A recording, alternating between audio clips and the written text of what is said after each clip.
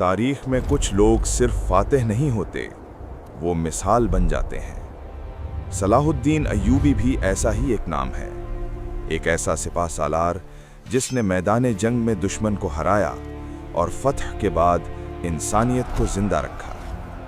आज की ये वीडियो उसकी पूरी जिंदगी की कहानी नहीं, बल्कि सिर्फ दो बड़े लम्हे हैं, एक जंग हित्तीन और दूसरा फतह बैतुल मुक़द्दस। क्योंकि अगर हित्तीन न होती तो यरूशलेम की तारीख भी कुछ और होती। जंग जीतना आसान होता है, असल इम्तिहान ये है कि फतह के बाद भी इंसान ही बना रहे। सलीबी रियासतों में एक नाम बदनाम था, रिनाल्ड ऑफ शतियोन। वो न मुआहिदा मानता था, न किसी हद को जानता था। काफिले लूटना, कैदी बनाना और वादे तोड़कर हंसना, यही उसकी पहचान थी।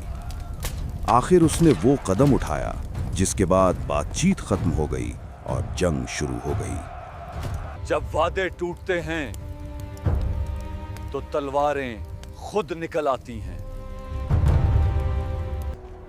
1187 अशकलून के बाहर सलाहुद्दीन और सलीबियों के दरमियान अमन की बातें चल रही थीं और अचानक दिन के वक्त सूरज पर अंधेरा छा गया, सूरज ग्रहण। कुछ लोग डर गए, कुछ ने इसे निशानी समझा और कुछ ने अपनी मर्जी का मतलब निकाल लिया। जंगों में अक्सर आसमान खामोश होता है और इंसान अपनी कहानी बना लेता है। सलीबी एक बार फिर इस ग्रहण को अपने हक में एक निशानी समझते हुए जंग के लिए तैयार थे। ये इशारा है, खुदा हमारे साथ है। सलाहुद्दीन जानता था, हर लड़ाई तलवार से नहीं जीती जाती। कभी लड़ाई पानी से जीती जाती है, कभी रास्तों से और कभी सब्र से। उसने दुश्मन को ऐसे मैदान की तरफ बढ़ने दिया जहां न साया था न पानी। उन्हें तलवार मत दो, उन्हें प्रयास दो। 4 जुलाई 1187 का दिन था। मैदान हित्तीन में सलीबी लश्कर अपनी सबसे मुकद्दस निशानी के साथ पहुंच चुका था। वही सलीब जिसे वो ट्रू क्रॉस कहते थे और जिसे वो अपनी फतह की जमानत समझते थे। लेकिन वो ये नहीं जानते थे कि असल जंग अभी शुरू ही नहीं हुई थी। सलाहुद्दीन अय्यूबी ने उनसे तलवार से पहले पानी छीन लिया था। जिस रास्ते से सलीबी लश्कर आ रहा था, वहां के कुएं बंद कर दिए गए थे, चश्मे रोक दिए गए थे और उन्हें ऐसे मैदान की तरफ बढ़ने दिया गया जहां न साया था न पानी। कुछ लोगों ने उन्हें रोका भी था। इस रास्ते से मत जाओ, वो रास्ता खतरनाक है, वहां प्यास तुम्हें मार डालेगी। लेकिन गुरूर ने अक्ल की आवाज न सुनी। जब सलीबी लश्कर मैदान हित्तीन में पहुंचा तो वो लड़ने से पहले ही हार चुका था, प्यासा, थका हुआ और गलत फैसलों में उलझा हुआ। रात हुई, मुसलमानों ने घास में आग लगा दी। धुआं पूरे मैदान में फैल गया। आग की गर्मी बढ़ी और प्यास और भी शिद्दत इख्तियार कर गई। फिर सुबह हुई।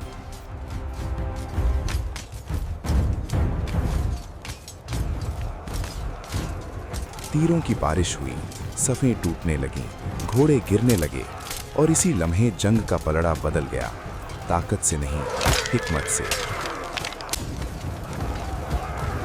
जब दुश्मन के हाथ में पानी ना हो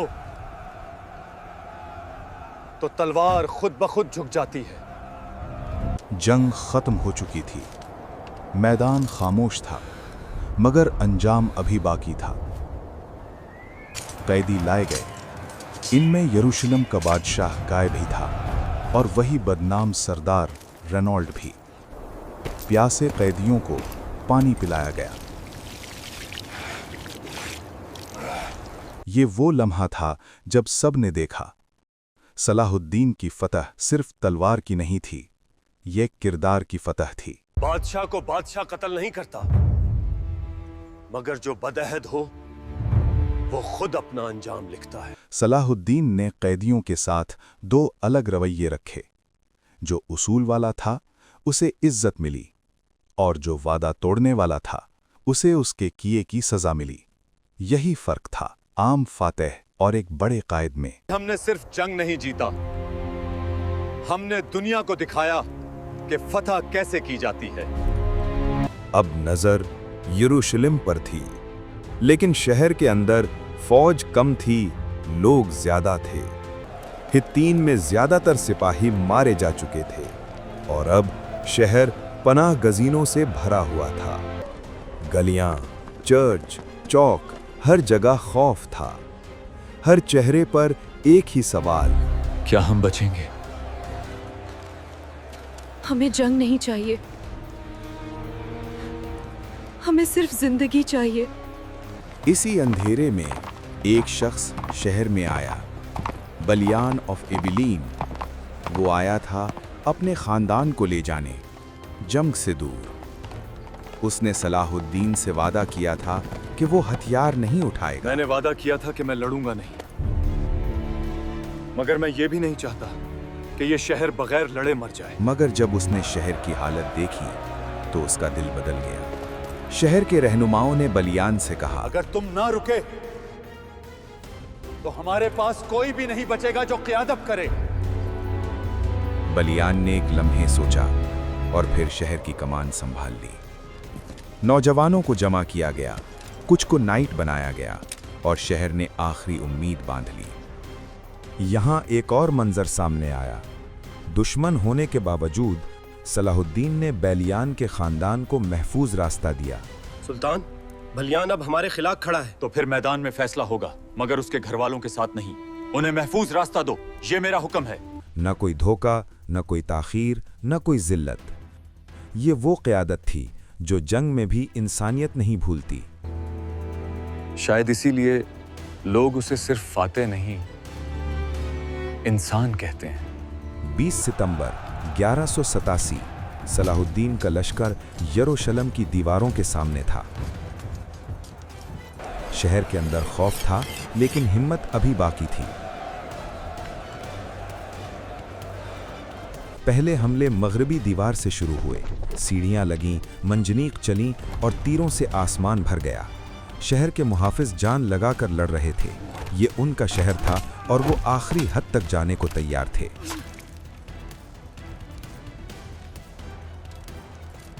पांच दिन तक सख्त लड़ाई जारी रही। फिर एक रात एक अजीब मंजर हुआ। सलाहुद्दीन ने अपना लश्कर अचानक पीछे हटा लिया। खैमे उखड़ गए, मशलें बुझ गईं और शहर वालों ने समझा शायद मुहासरा खत्म हो गया। रात को चर्च में दुआएं हुईं, लोग रोए, लोग हंसे, लोगों ने शुक्र अदा किया। हम बच गए या हम सिर्फ ख्वाब देख रहे हैं? लेकिन सुबह जब सूरज निकला तो दुश्मन गायब नहीं था। वो दीवार के दूसरी तरफ था, जबले जैतून की समत। अब मंजनीक मशरिकी दीवार की तरफ थे और शहर वालों को समझ आ गया, ये लड़ाई तलवार की नहीं, हौसले की है। कई दिनों की गोलाबारी के बाद आखिर वो लम्हा आ गया। दीवार में शिगाफ पड़ गया और जब दीवार टूटती है तो सिर्फ पत्थर नहीं गिरते, उम्मीद भी गिरती है।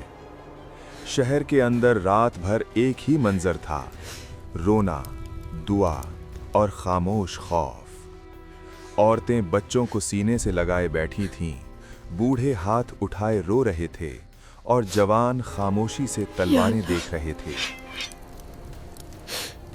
कल हमारा क्या होगा? उसी रात बेलियान ने शहर के रहनुमाओं को जमा किया। उसने सबको देखा और आहिस्ता से कहा, अगर कल लड़ाई हुई तो ये गलियों में कत्लेआम बन जाएगी। ये अल्फाज सबके दिल में उतर गए। बेलियान जानता था दीवारें टूट सकती हैं, मगर अगर लोग बच जाएं तो शहर फिर बन सकता है। अगली सुबह बेलियन सफेद झंडा लेकर सलाहुद्दीन के खैमे की तरफ बढ़ा। उसने आते ही कहा, अमन से शहर ले लो, हम मजीद खून नहीं चाहते। सलाहुद्दीन ने खामोशी से सुना, फिर आहिस्ता जवाब दिया, अब शराइत, अब ये शहर फतह हो अब ये चुका शहर है। फतह हो चुका अब है। कौन सी शराइत? ये लम्हा सख्त था, लेकिन बेलियन ने वो बात कही जिसने फिजा बदल दी। उसने कहा, अगर लड़ाई हुई तो शहर जल जाएगा, कैदी मारे जाएंगे और मुक़द्दस मकामात भी खतरे में पड़ जाएंगे। ये अल्फाज सलाहुद्दीन के दिल तक पहुंच गए। सलाहुद्दीन ने एक लम्हा सोचा। मैं शहर ले सकता हूं, मगर मैं इसे राख नहीं बनाना चाहता। वो चाहता तो दीवारों से अंदर आकर सब कुछ ताकत से ले सकता था, मगर उसने तलवार नीची की और दिल ऊंचा रखा।